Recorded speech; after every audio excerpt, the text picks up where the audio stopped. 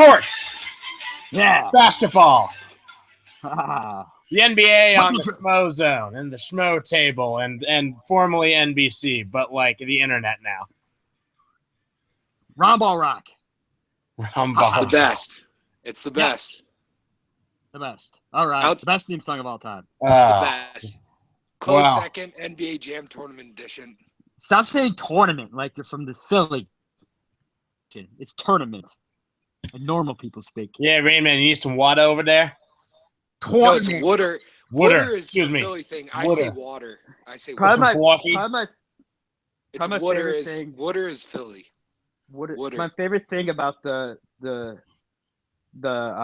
was listening to the Boston broadcast for the Celtics Bulls game today. My favorite thing is the realization that the announcer have been calling him Isaiah Thomas for the entire year. Isaiah. It's Isaiah Thomas. That's what they've been calling, and they must have been calling him that the entire year. It's so funny. That's awesome. It's like he has like an extra like E. Isaiah. Just a little at the end. Isaiah. Is it like an ER? Isaiah. Well, welcome everyone into the Schmotable once again. I'm Shake and Bake here with Divock and Rain Man, and maybe we'll get a poll going, seeing what our intro music should be for every week, because there's only so long before the copyright people are going to come and throw me in jail for playing the NBA and NBC intro, even though it's not NBC anymore. The copyright people are all over this podcast. They're all over us all the time. Mm-hmm. It's so frustrating. They go after the big fish. Yeah, makes sense. Well, guys, speaking of the NBA, that's not an NBC. The NBA playoffs are happening, and Divock, let's just start with our current hometown Chicago Bulls. Oh my God! This was the team Are you surprised? Yeah. Why? I am surprised. They played well. The Bulls were so lackluster that I didn't even think that there'd be enough confidence in themselves to go and try and take down Boston. Not that the Bulls didn't have matchups to take advantage of Boston, which they definitely do, but I just didn't think that there was a confident soul left in the Bulls locker room. Mm-hmm. I mean, it is a team that needed the Nets to bench Brook Lopez and Jeremy Lin. No, basically their entire team. That did happen. Stop it. It happened. What? They want to beat the Nets anyways? I mean, really? They didn't need that to happen. It just happened. Because the Nets, I don't know, man. Brook Nets Lopez loves showing up his brother. It didn't not benefit them. I can't explain why the Nets benched all their players other than Brook Lopez wanted his brother to make the playoffs for sure. But because they had nothing to gain from that. I mean, just go play the fucking game. Like, seriously. But not what are you going to say they wanted to beat the Nets anyways in a must-win game? I mean, right. They were tanking. They lost the Nets a week ago. I mean, they were going to beat the Nets. They were going to beat the Nets. That's well. I mean, Divock, if you're so not surprised by this, why don't you elaborate and let the rest of the world understand where you're coming from? I mean, the Bulls have. I mean, it's been their MO the entire season. They've played the elite teams in the Eastern Conference really well, and they've played the shitty teams really shitty. It's been their MO all season. They match up great with Boston. They do. They played Boston great all. They match up great with Boston. They match up great with Cleveland. They match up great with Toronto. They don't match up well with the Bucks. They don't match up well with the Bucks or the Wizards. Those are the two teams they struggle with. Yes, I agree with that. Because the Wizards play at a pace that the Bulls can't keep up with. Nope. Yeah, they can't. The Wizards pose a problem. They also struggle with the Hawks. It's another team they struggle with. So you're right. Because as we know, since all 4 games have been on TNT, the Cavs are 0-4. The destined to be in the Eastern Conference Finals and the represent the East in the finals, I should say. Cavs are 0-4 against the Bulls because all 4 of those games have been on TNT, and as we all know, the big game Bulls, and they continue tonight. The Bulls are undefeated on TNT. Right. Now, they're basically the 96 Bulls when they're on TNT. Riddle me this. Yeah. Should said undefeated on TNT Bulls team take down the first seeded Celtics, which I believe their games 3 and 4 are both on TNT. Or no, game 3 is on ABC. Game 4 is again on TNT. They'll lose the ABC game. They'll win the Obviously, TNT game. that's a given at this point. Do you think if the Bulls, what would it take for can the Bulls and the Cavs only meet in the Eastern Conference Finals? Correct. Oh, that's a shame. Because if the Bulls could somehow, yeah, you're right. Because 8 seed, 1 seed, yeah. Sorry, that was a weak moment for myself. Because TNT would just have to have every single game of that series if the Bulls and the Cavs met. I hope they do. But it's just not going to happen. I don't think it'll reach that. Just like you said, they don't match up well with the Raptors and the Hawks or the Bucks. Or the no, they match up well with the Wizards. Wizards, excuse me. The Wizards would pose a problem for them, I think.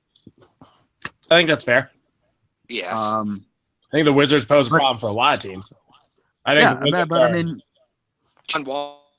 The Bulls are playing well, and like they said, match up well with Boston. But this series is far from over. It's 2-0. I hate how people are calling it a must-win game for Boston. Like, why the fuck is any game a must-win until it's game 3? Let's say it's the playoffs. Every game should be considered a must-win game. Right, but this is not a do-or-die game until you're actually at game 3. I was hearing people refer to this game as a do-or-die for the Celtics. Like, no.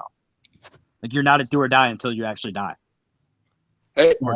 That's just people making up drama. Right. Well, I mean, it's just being realistic. Like, the Celtics go in the next 2 games, and you'd be like, oh, the Celtics have the advantage. It sounds better than, like, oh, they – and then, they won.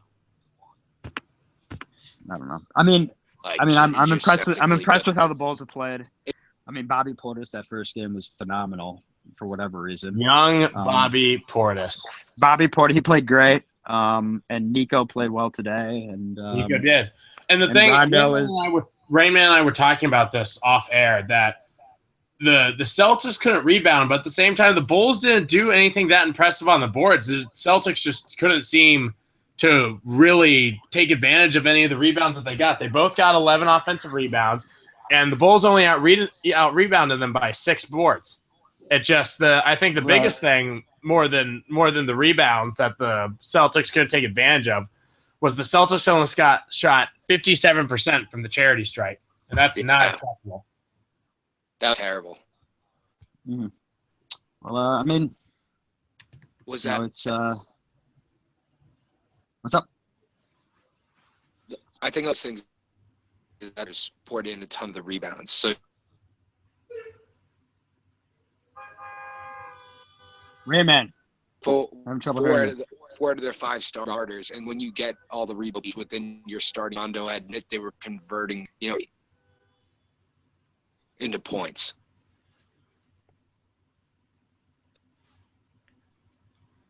We missed most of your point because you faded in and out there. But yeah, sure, whatever you say, Rain Man, you're always right. Nice. But how about we move on just for a minute to the other NBA playoff game that's not going on, or that's already finished, and the Bucks and the Raptors. And Rain Man, you also were surprised that the Bucks even got a game on the Raptors. You're very high on the Raptors, and I want to know a little bit more about why.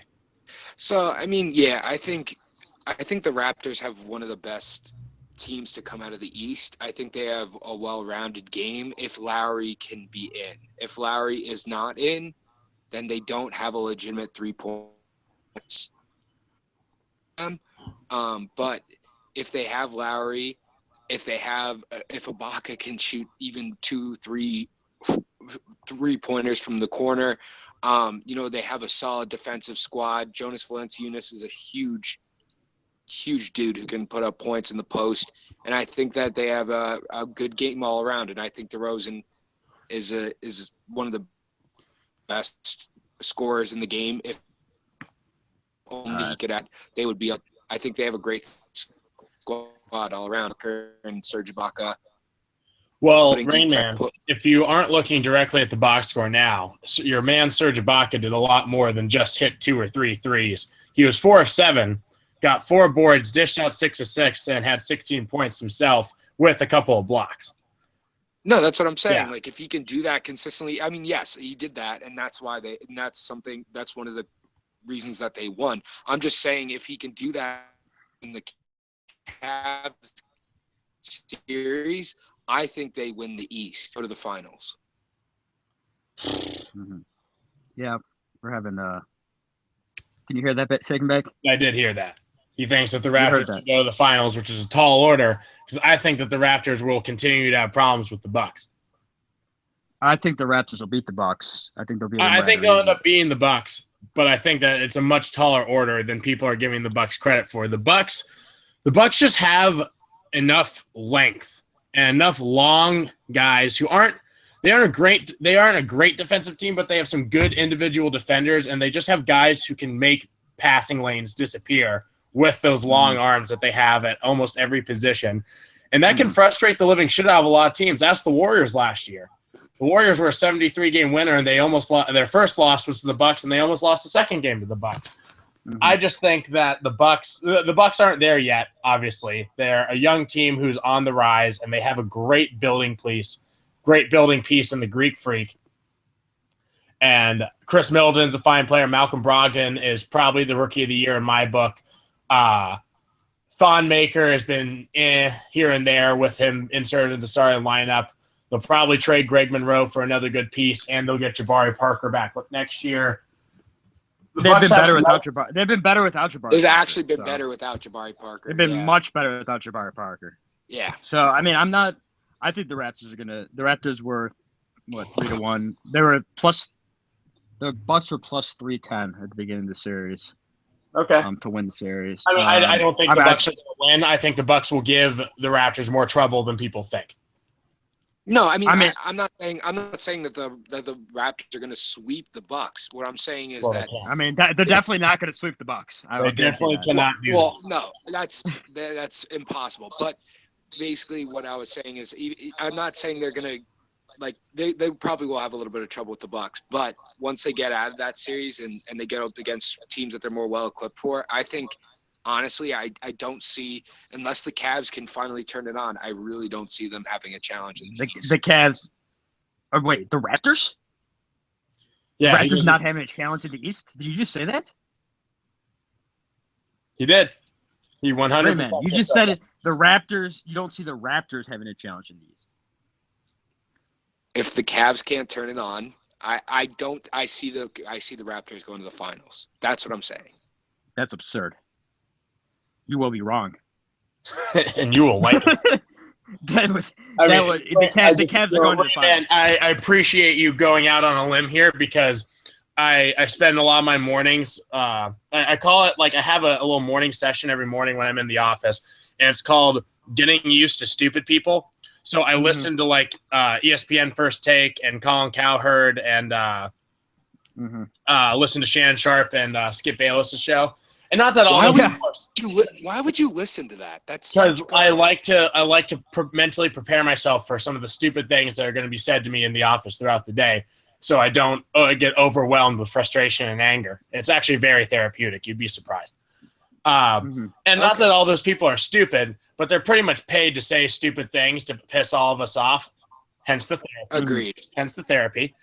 And I just, all of them just say, "Oh, Cavs, LeBron. They'll turn it on. There's no one else has another chance. They're going to coast through, blah, blah." So, Rain Man, I do appreciate you trying to go out on a limb here, but you're going to be fucking wrong, and the Cavs are probably going to go back to the finals. No. I honestly think that's what will end up happening. But if I had to pick time out. Oh my! Wait, Rain you just said you think the Raptors are going to the finals. You can't just. I said. What do you think? If the Cavs can't actually get their shit together. Oh, okay. They have a 2-0 lead. That's a lot more than the Raptors have. What? Yeah. What do you think? 2-0 lead, and the Raptors don't. Okay, it's against a really shitty, not well kept together Pacers team against an up and coming Bucks team that has length and actual ability. But off air, the Bucks were just a young and dumb team who didn't really know where they were.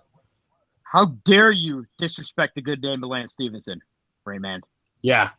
How dare you know what Lance Stevenson was? He was born ready. He was born for moments like this.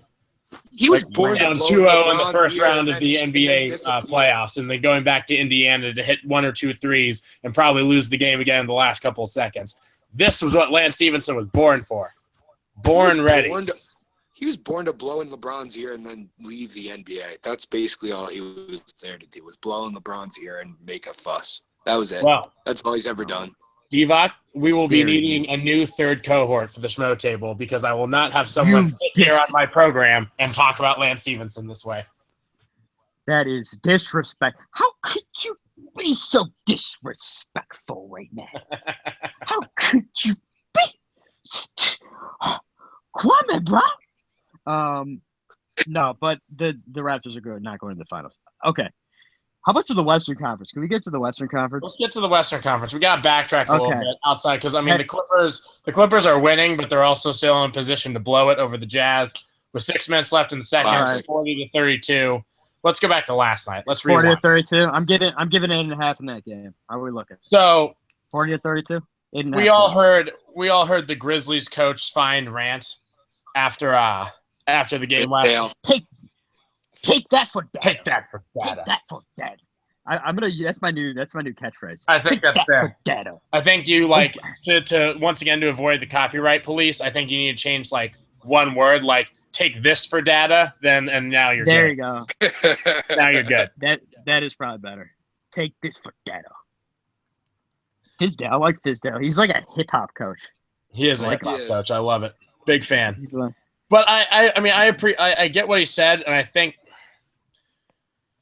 I've probably daily switched back and forth to whether I think the NBA is rigged for the top teams to get more fouls and things like that.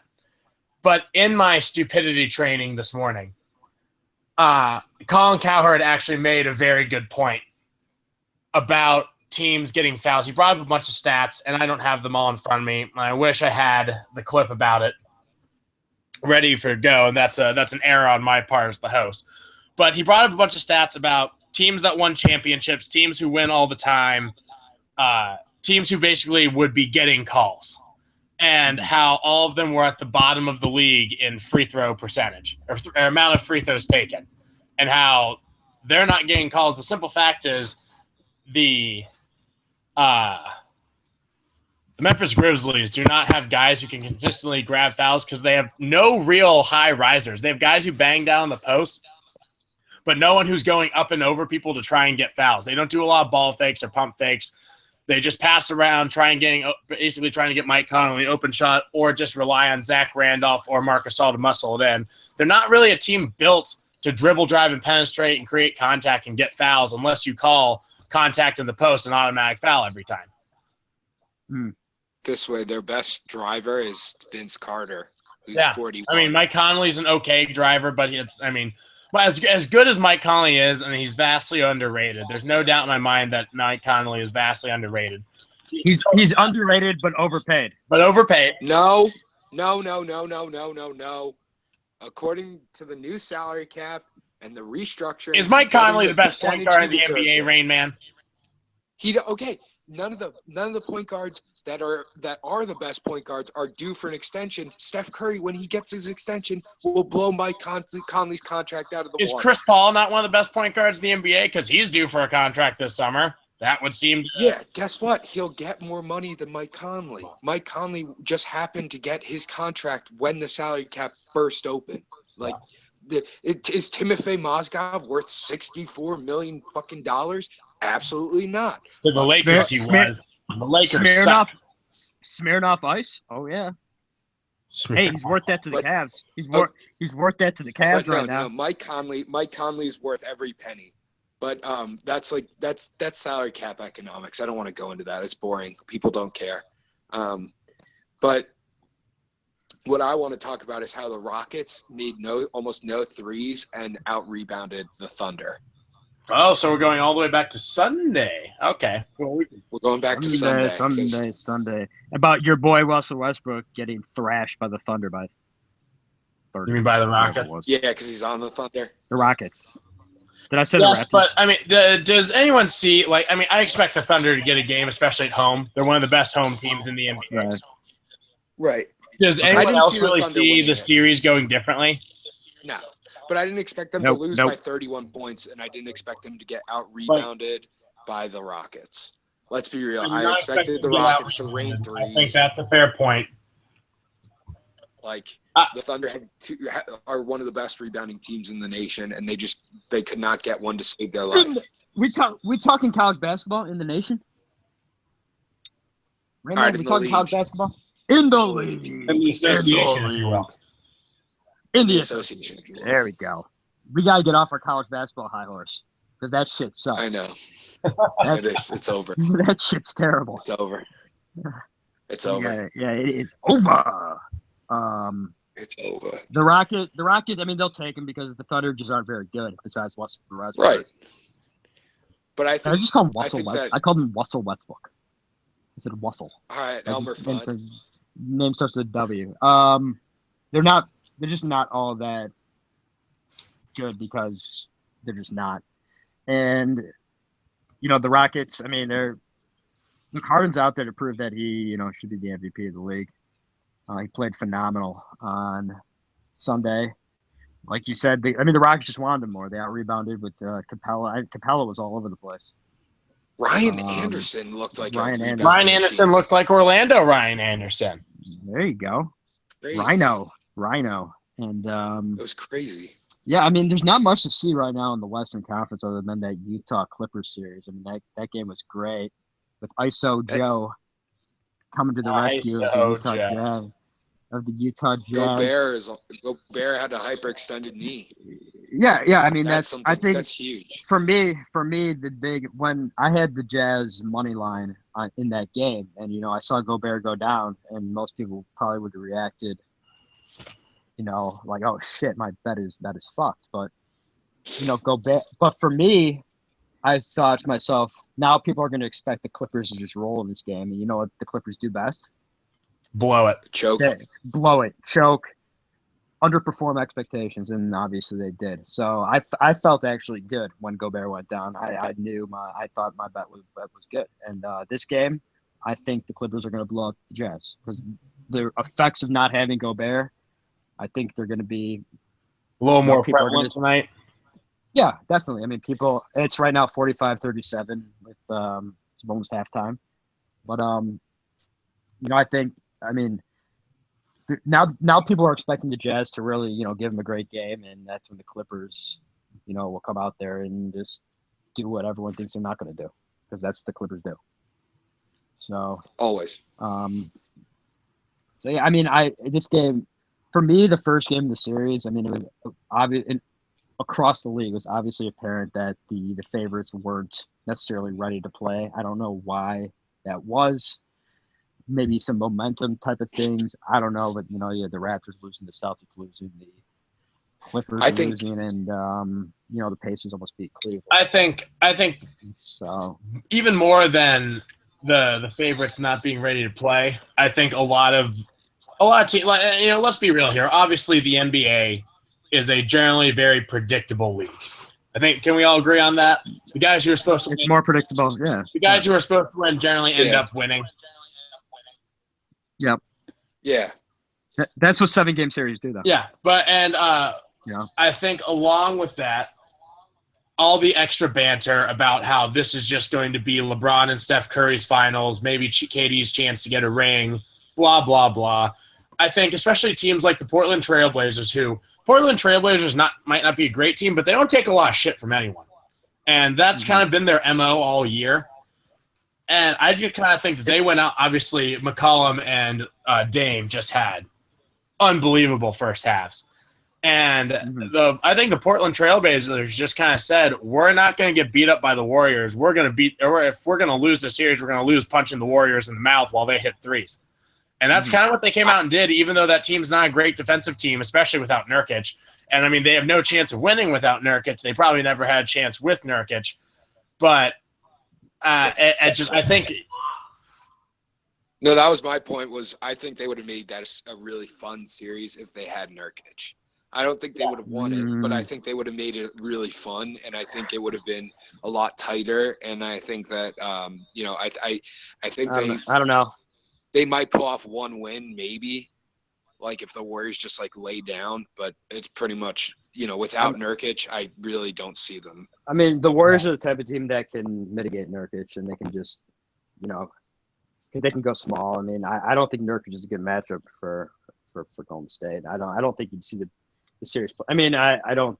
It doesn't help to have him on the sidelines, but JaVale McGee popped off. JaVale McGee's out to prove that he can play basketball and not be on Shaq and a fool only. So JaVale McGee's really, I think he's playing with more of a chip on his shoulder than anyone out there. Agreed. I mean, Fair. He is. I mean, his whole career, his entire career is Shaq and a fool. That is what JaVale McGee is. Yeah, I think and a meme of him looking very silly on the Nuggets. Yeah, basically. I mean, a lot of that's his own doing because he was an idiot for like 7 years. Yeah. But, he's out there to prove that he's an actual basketball player. And he's doing that. He's become an actual basketball player with the Warriors. Yeah. So, I thought he was a good addition based on the fact that they lost what's-his-face, Bogut, and he fits a little bit of their style a little bit better being the athlete that he is. No one ever doubted his talent. Yeah. I mean, he's always a talented player. Who couldn't convert into actual basketball IQ and doing the right thing at the right time. He doesn't know what he's doing. So, but as you get older, as you mature, you start seeing things differently. Learn to read books, things like that. I mean, I mean, he was really young. I mean, he's still pretty young. What is 28 probably. Something like that. Let's see. Yeah. So I mean, he came into the league when he was about 19. Yeah, pretty much. He was pretty young when he came out of Nevada. He's 29. 29, yeah. So he's about 20 years old probably when his rookie year. Yeah. Yeah. Yeah. Yep. Well, it takes a little bit longer for some guys to mature. Yeah. That being said, with all of our recap of what's currently going on in the NBA, are we expecting anything less than a Warriors-Cavs final outside of Rain Man, who is expecting a Raptors-Warriors final? That would be a shitty final. I don't think I'm expecting it. I would be stupid to bet on anything else. Would I bet on it? No. But would I honestly, if Kyle Lowry comes back full force, and I mean true back to his regular season form, I think the Raps can make a run. The thing is that Kyle Lowry regular season form and playoff form have always been different. That's true. That's true. And DeRozan has picked up a lot of the slack. The Raptors, he's deferred. The Raptors will beat the Bucks. They won't go anywhere past. I mean, they could beat. I mean, they won't beat Cleveland. No way. They've always struggled. Cleveland's always had their number two. Yeah, that's true. They made an interesting series last year. It was interesting. I don't even remember it being interesting. I wasn't. Oh, wait. They win. I mean, didn't they blow them out like one game maybe? 2 games.